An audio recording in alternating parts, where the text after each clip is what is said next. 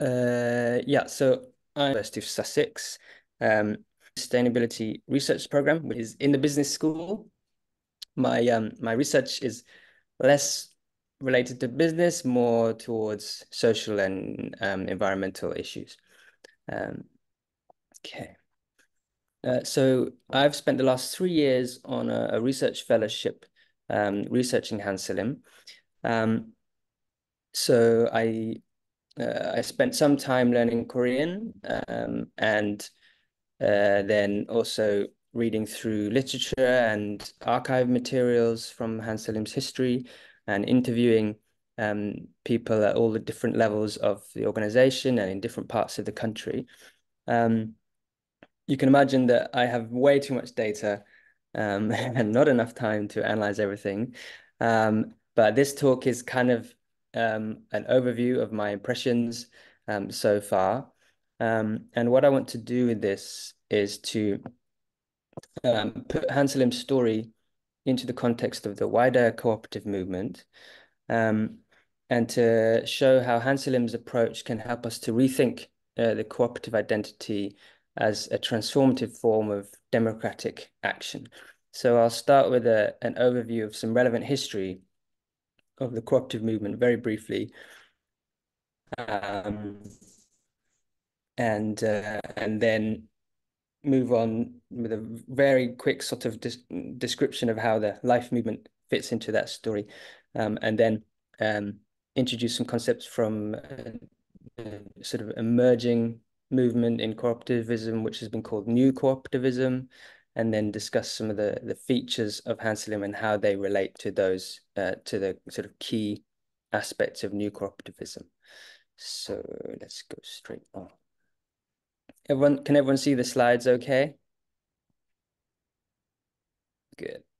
So I'm not sure how many people will be aware, but often in cooperative circles, people refer to Rochdale, which is a small town in the north of England, um, which although obviously there were cooperatives springing up all over the place throughout the 18th century and 19th century, it's the Rochdale, the co-op that was started in Rochdale, which is usually described as the first co-op.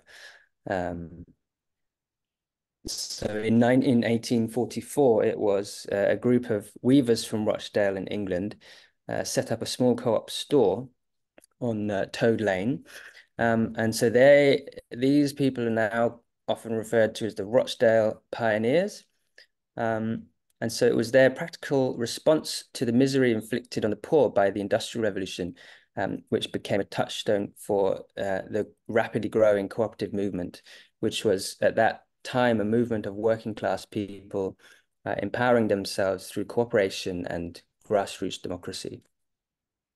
And so as it began as a multitude of local practical answers to the worsening crises of capitalist industrialization in Britain, France, and Germany, and even beyond, it soon became an international movement of economic democratization, which over the century has transformed the lives of communities and countless peoples around the world. So credit unions, farmer, worker, consumer cooperatives all grew into huge federations with significant economic power. And they often most of them included women as equal voting members, at a time that was decades before women won the right to vote in national or local elections. And these cooperative organizations championed food safety, quality standards, fair prices, decent wages and working conditions, and also democratic management principles, long before these ideas became part of mainstream conversation or legal frameworks. So during the post-war years, the rapidly changing global economy sowed the seeds for decline, several decades of decline of the cooperative movement in the West. But despite these challenges, the global movement was sustained and formed around the International Cooperative Alliance, which is very active today. And the ICA, as it's known, and many of its members play a key role around the globe in sustainable development, and provide leadership for them. And as a foundation for these efforts, they agreed on 7 principles which define the modern cooperative identity. And these are voluntary and open membership, democratic control by members, economic participation of members, autonomy and independence, provision of education, training, and promotion. Finally, contribution to the economy. Conditions imposed by Japanese colonial rule.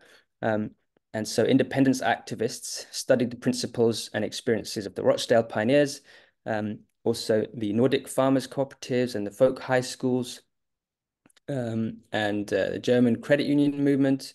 They were also influenced by the antagonist movement from Canada, and they adopted many of these ideas and adapted them to their context to promote education, economic self-sufficiency and self-governance, and cooperation among the oppressed and the impoverished Korean population. So following the disruption and the devastation of the Korean War, the cooperatives movement and credit unions re-emerged during late 50s and 60s and rapidly spread throughout the country. And at this time, they formed an economic and social foundation for the pro-democracy movements, which were key throughout the military dictatorships of first Park Chung-hee and then Chun Doo-hwan. And they were instrumental in the transition to democracy, which occurred in 1987. So during cooperative movements were dealing with the challenges of degeneration and demutualization. Turning point, which was led by the Life movement and Hansalim, which the effects of rapid industrialization and environmental destruction, as we've already heard a bit about. And so the Life movement brought together many of the original radical cooperative principles, along with decades of their own experience in grassroots democracy and setting up cooperatives in the region of Korea where they were based, which is called Wonju. And they also drew on a unique vision of social and ecological transformation that was rooted in the Korean folk culture, which has elements of cooperation among farmers and similar kind of institutions to credit unions. So they kind of combined these ideas together with the unique philosophy that was part of the Donghak movement. So at the same time, in other parts of the world, multiple efforts to renew the cooperative movement were emerging with a common emphasis on multi-stakeholder cooperation and social and environmental transformation. And these tended to position themselves as a contrast to mainstream cooperatives, offering what they present as a more radical interpretation of cooperative principles, and also sometimes connected with anti-capitalist politics. So it's this editorial by Marcelo Vieta, which coined the first use of the phrase new cooperativism to refer to this movement.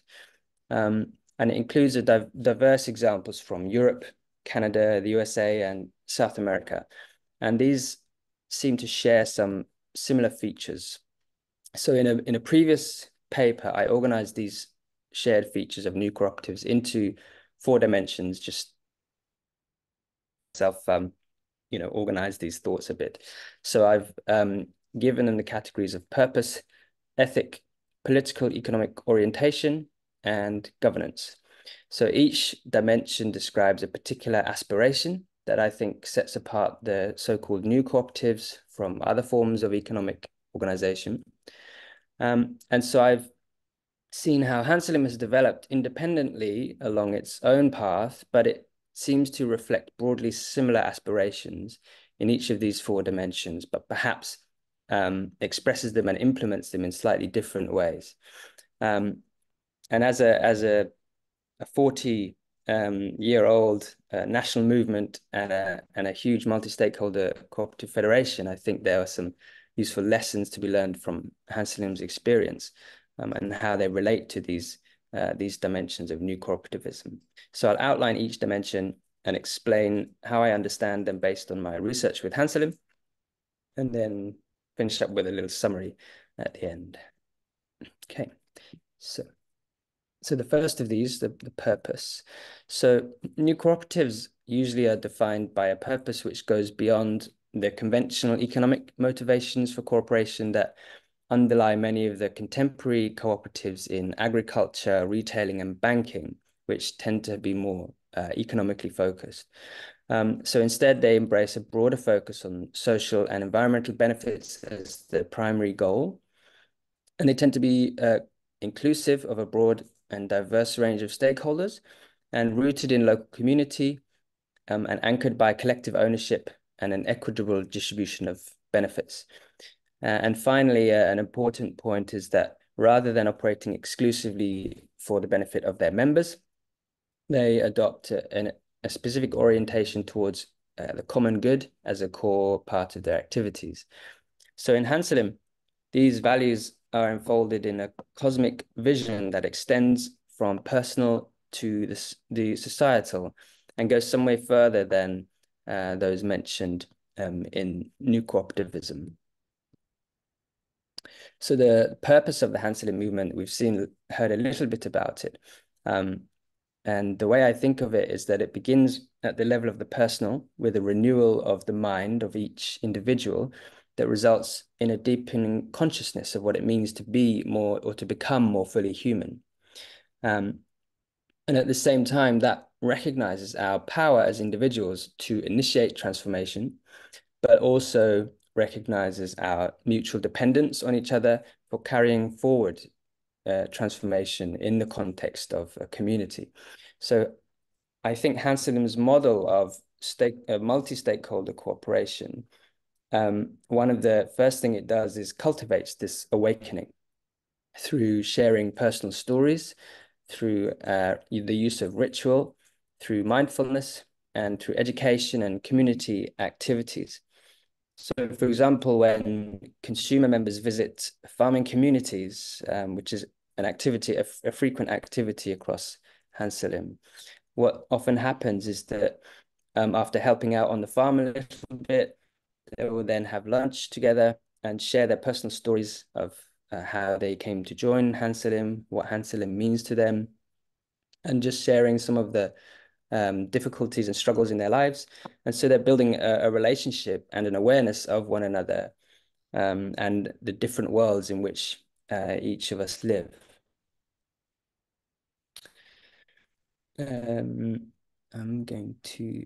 I've got a few more examples that I was going to mention, but I think I'll skip those.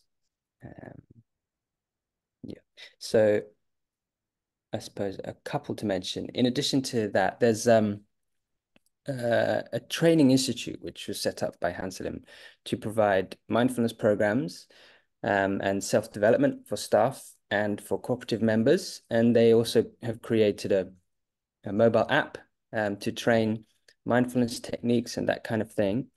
And also at the community level, there are countless community groups where members come together for study, for practical learning, and also to work together in charitable activities. And each of these things provides a context for enlarging people's awareness of themselves as part of a bigger community. Okay. So then at the organizational level, the goal is to develop economically sustainable relationships of mutual care. And that these should encompass all of Hansalim's stakeholders including the natural ones, so the ecosystems on which all life depends. And so the most obvious way this happens is through the economic relationship between producers and consumers, and we've already heard about that. So non-human stakeholders are recognized through the policies for eco-friendly agriculture and providing assistance to producers in transitioning towards organic and more biodiverse farming systems.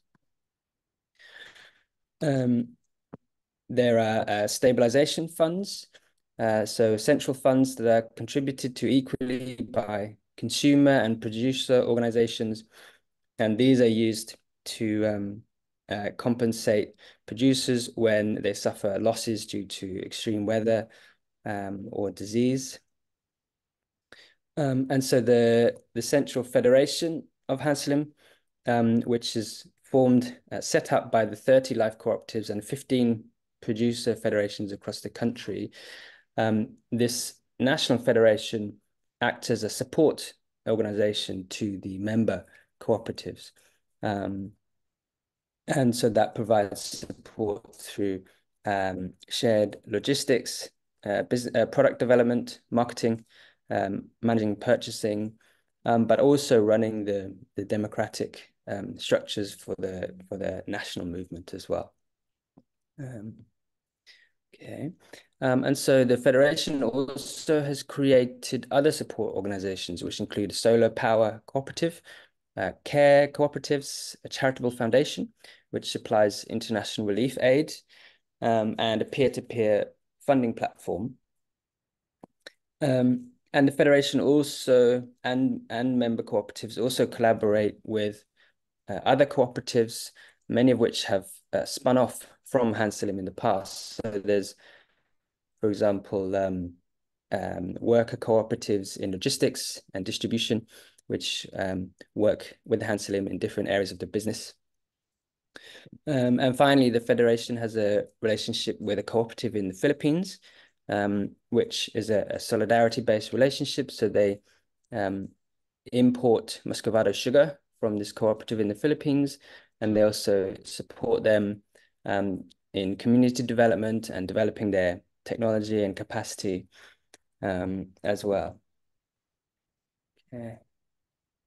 So the final category in purpose I've called civilizational change, which we've already heard a bit about.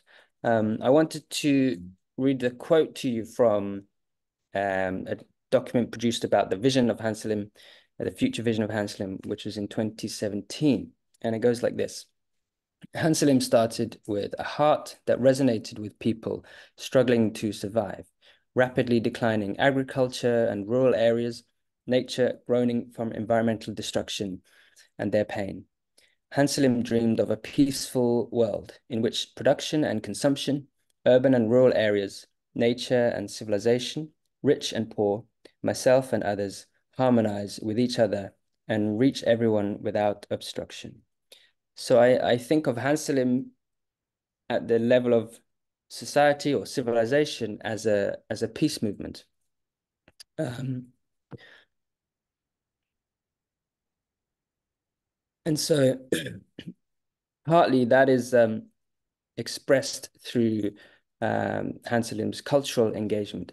So in addition to providing a real life example of an alternative cooperative economy and an organic food system, Hansalim also recognized the importance of culture and words in shaping the way people think and act.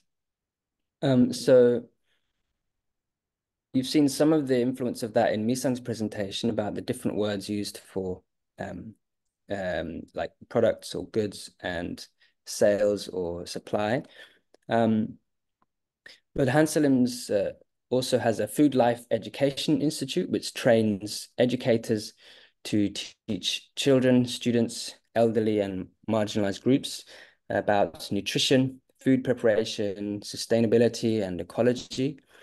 So this is to try and have an influence on wider society through education about food. Hansalim has a publishing house and the research institute that Misang works for. And so what they do together is produce countless books and other materials that tell the stories and the history of the movement and its individual members, and also provides analysis and policy advice, which can help to influence the wider public discussion about sustainable futures.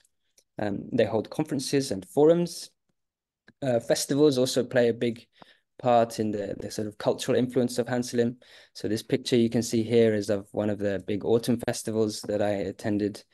And so that's an opportunity for Hansalim members to gather, to have a feast, celebrate, and to engage with people who aren't yet so familiar with the Hansalim movement.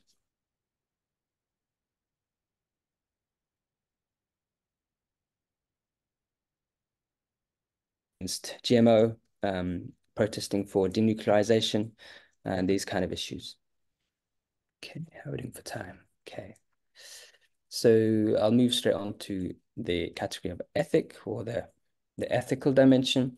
So this is obviously about the system of values that are derived from our worldview, and based on which we judge what is right and wrong, good and bad. And so it raises questions about how we treat each other, and also how we treat the non-human world, while we are pursuing our shared purpose.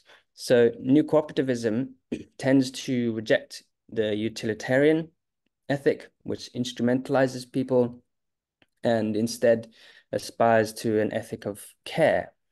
However, the rejection of one framework of values in favor of another is rarely connected with deeper questions about the underlying worldview, which, as we know, this sort of pervasive modern worldview is a mechanistic and often materialist worldview. And so that's not often questioned when thinking about ethics. So in contrast, when developing their ethical framework for the movement, Hansalim's founders started by considering the spiritual meaning of the cosmos. So they went straight to the level of the worldview and thinking about that from the ground up. And so they based their thinking on this Korean spiritual philosophy, which you've heard a little bit about already, called Donghak.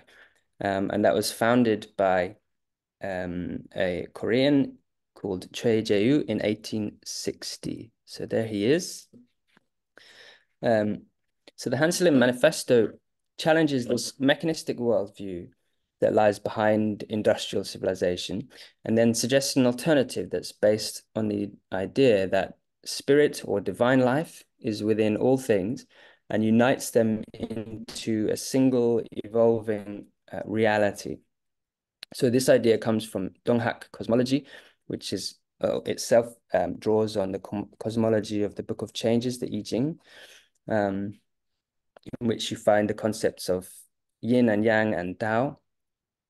And so in Donghak cosmology, Hanu, or Hanulim, as it's sometimes called, is seen as the ultimate living reality that gives the cosmos meaning and intention. And so all things, including humans, are bearers of this divine life, and therefore all are equal in dignity and value, and all people have the capacity to cultivate awareness of Hanu, or this divine life, within them. So the implications of this worldview are firstly that each person is to be respected and served as a bearer of Hanu. And this is one of the meanings associated with the word Moshim. Secondly, that each person has the responsibility to nurture Hanu within themselves and others. And this is one of the meanings associated with the word Salim. So you have the Moshim and Salim Research Institute. So while modern ethical frameworks are based almost solely on the concept of individual rights, Hansalim's emphasis is on the responsibility for oneself and for others. But it doesn't mean that the individual is subordinated to the will of the community, as is often a criticism of collectivist philosophy and societies. So instead, Hansalim's ethical vision is to take beings who have been anonymized and isolated by systems of domination and control, and to restore them to an autonomous, and the way I phrase it would be an incoercible existence, as persons, not to be grouped into bundles, but woven together in a network of one-to-one concrete relationships in such a way that respects the autonomy and the relationality of every individual. And so what's struck me as one example of the influence of this attitude is the exceptionally high involvement of women as leaders, activists, and committee members in Hansalim. So this, I think, reflects the importance of women in the movement, not simply as so-called housewives or consumers, but as whole persons. So around 70% of Hansalim's leadership are women. The first president of the Hansalim Consumer Cooperative, Lee Sun-ro, she expressed her view about this as follows. So she said, the Hansalim family members also have a strong sense of ownership in life. It develops greatly when you realize that you are the subject of your own life in community life. As a human being, as a woman, as a subject of life. That's why Hansalim does not use the term women's movement. This is because it is a life-level movement that transcends women and men, and it creates its own life through the process of maturation of consciousness. So the Hansalim consumer movement seems to encompass the pollution movement, the women's movement, the education movement, and the anti-nuclear movement. Okay, so the third category was the political economic orientation.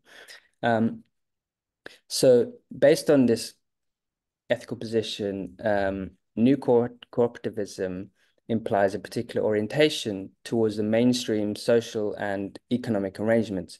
So I think a helpful way to think about this is that if you imagine a single stakeholder cooperative, which might buy and sell products at market rates,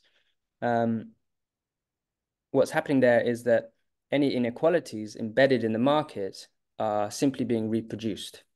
So on the other hand, if you build a relationship between producers and consumers that bypasses the market as a multi-stakeholder cooperative, you're then able to counteract those inequalities that are built into the market.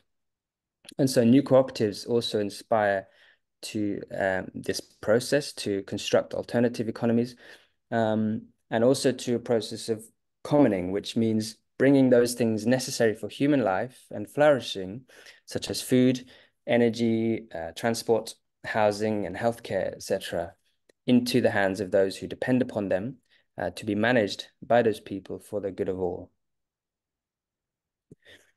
So in Hansalim's case, they have brought the whole economic relationship between producer and consumer into one democratic supply system. So this means that apart from a small number of exceptions, Hansalim only sells products that have been made by Hansalim producers or processor entities. And also among those products, they only sell one type of product. So you don't, like in a supermarket, you might get the value selection, which is cheap and low quality, or the luxury selection, which is expensive, etc.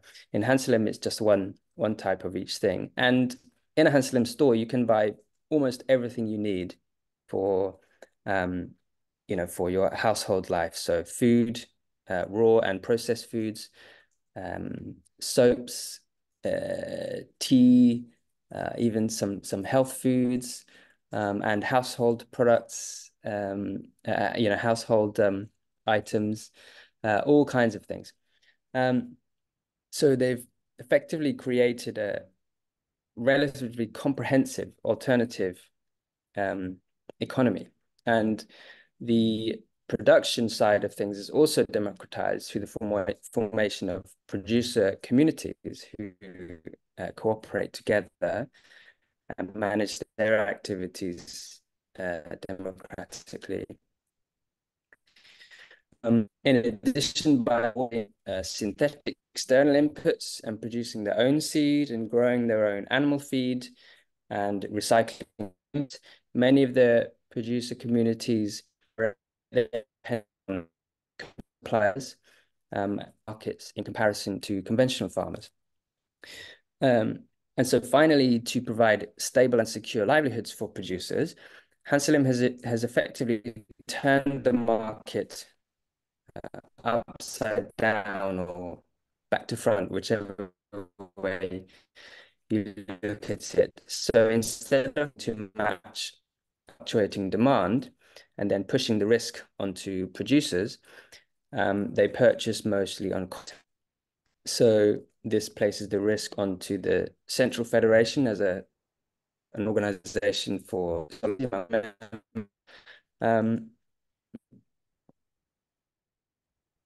yeah, when I got lost in my train of thought, hang on. That's right. So to make that process work requires a lot of effort and communication and negotiation and based on previous year's data and some guesswork to try to predict what the demand will be in the coming year in order to create this alternative economic system. And then the final thing to say about this is that Hansalim does not restrict producer communities from selling outside of Hansalim. So this provides a lot of flexibility and allows a wide diversity of livelihood strategies for producer members. So some of them may sell exclusively through Hansalim, or others alternatively may sell only a small percentage through Hansalim and the rest through other channels. So it means that producer communities are not entirely dependent on the Federation for their livelihoods, and that adds an important level of resilience at the level of the producer communities. Okay. Skip that bit. So in terms of commoning, Hansalim's approach is to expand their business activities to areas of social need. And secondly, to support marginalized groups, and then to also campaign for changes in public policy. So beyond food and farming, Hansalim has also founded cooperatives in solar energy, community care, logistics workers cooperatives, as I've mentioned. They provide support to young farmers and female farmers, and to help people new to farming get started in agriculture as members of the producer communities. And they also run charitable campaigns and social action at every level of the organization, member organizations. And they campaign over issues of environmental health, access to healthy food, and support for farming. One example of their influence is Hansalim to free organic school meals across the country. So now every school child in Korea has a free organic meal at school. Okay, so the final topic, the final category is governance. So new cooperatives tend to adopt a multi-stakeholder form of governance, and democratic decision-making, and alongside this, a federative approach to expanding their size and scope. And the purpose of that is to avoid centralized control in favor of distributed alliances, which preserve the autonomy of member organizations. So I think this is one of the most interesting things for me about Hansalim and what makes it so unusual. And I think also the key to Hansalim's longevity. Because you see, what usually happens as cooperatives grow, especially in single stakeholder cooperatives, they gather power at the center in the hands of professional managers who would be appointed by an elected board of directors. So the board makes the big decisions, the management runs the day-to-day business. And this is efficient in terms of time and money, but it tends to limit the involvement of members and undermines democracy in the organization over time. So what Hansalim has done is quite different, which is pushed power to the grassroots away from the center. So as each new member organization has retained its own democratic autonomy as the movement grew. So actually, in the beginning of Hansalim, there was no central federation. It was just a group of independent cooperatives associating together informally. And then after a period of time, the federation was created to manage the shared business of these different cooperatives. So they've effectively designed their organizations at the local level and the level of the federation, less for efficiency, but more to maximize participation and to share decision-making responsibilities as widely as possible. So the Hansalim Federation and each of its member cooperatives are governed through a delegate assembly system, and this operates at multiple levels, from the federation all the way down to the grassroots organizations. So members participate in social activities, study circles, collaborative labor at the neighborhood level, and then they form area and district and regional councils to organize their local activities at different levels and to discuss business issues related to their particular area. And then elected delegates from these represent their local members at the General Assembly of each member cooperative, and they elect a director from among each district to sit on the board of directors, who then elect a chairperson and executive officers, etc. So this happens at in each cooperative and then at the federation level. So the delegates have a short term of 1 year and a maximum of 2 terms, while the elected officers usually have a term of 2 years, limited to 2 terms. So this seems to prevent any one individual from accumulating power and wielding undue influence over each level of the organization. And so in addition to that, the autonomy of the local cooperatives are protected against interference from the federal organizations, so that the national level organizations can't impose decisions on or top-down control on local cooperatives, but function in the specific area that they've been delegated from the members. Okay, so then to work in this way, it seems that you have to embrace conflict and put up with lots and lots and lots of meetings. And so to manage that process, Hansalim has some strict, robust procedures for running meetings, and also publishes decisions and minutes in a very transparent way. So everything is on record, everything is visible to everyone. And so this creates a lot of extra work, and it seems very inefficient because so much time and energy goes into the decision making and communicating. But when I was interviewing people, although they always complained about the number of meetings, they immediately said that it was worth it because when the decisions are made, even those who've disagreed with the final outcome can still feel satisfied that their voices have been heard, because everyone has a chance to share their opinion. So the other side effect of this, I think, is that it provides an incentive for member cooperatives to multiply by division. So as you grow larger, decision-making and the democratic processes become much more difficult. So when you divide into a smaller sized cooperative, it's much more quickly. So you get this kind of new energy emerging every time a cooperative grows to too large and then splits into new cooperatives and then begins their own new journey, establishing their own identity, trying out new projects and experimenting with different ways of doing things, etc. Okay. So I think the result of this, the pushing power to the grassroots and having good ways of dealing with conflict, is that the member cooperatives and the producer federations have developed a huge diversity of solutions in response to their different local contexts.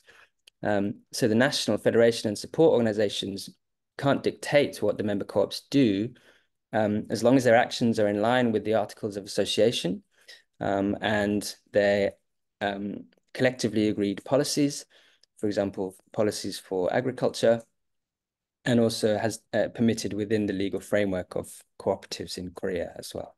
So the main function of the federation is to support the activities of the member co-ops. And that gives the member co-ops a large amount of flexibility and the ability to innovate and experiment and reorganize themselves. And then the federation provides a kind of safety net for when those experiments fail, because everyone is sort of, everyone is part of the movement together. So blah, blah, blah, blah, blah. Where did I get to? I'm trying to think of what to skip because it's too long. Yeah, that'll do. Okay. So I'm going to conclude with this last slide. So I've summarized what I think are the values of Hansalim and the practices through which they've been implemented. And I think that these provide a rich interpretation of cooperative identity that can help to guide the development of the concept of new cooperativism so that it can become something more transformative. So I've borrowed the terminology from Hansalim, which uses the word life co-op to describe the member cooperatives. So imagining a definition of life cooperativism, its purpose encompasses the personal transformation through practices of mindfulness and community building. It includes organizational solidarity through direct trade and creating alternative economies. And then it also involves peacemaking at the level of society and civilization through storytelling and engagement with culture. And so the ethic of life cooperativism is based on a coherent worldview and a set of values that are clearly described and widely communicated, and that views the individual as intrinsically valuable, but also interdependent in community. Then the political economic orientation is one of resistance through creating a completely alternative economy, while also being flexible so that members can participate as much or as little as they want in that alternative economy. And so then the focus on commoning is preserved by embedding generosity at each level of the organization. And then finally, governance is based on pushing power to the grassroots through a delegate system with limited term, short duration elected positions. And then conflict is managed and embraced by following robust meeting procedures and keeping transparent records. And together these create a creative movement, which is nurtured by ensuring the autonomy of member organizations, allowing them to experiment and enable larger cooperatives to multiply by dividing into smaller ones. So I think Hansalim's experience presented like this might seem kind of rosy and successful, but there are many different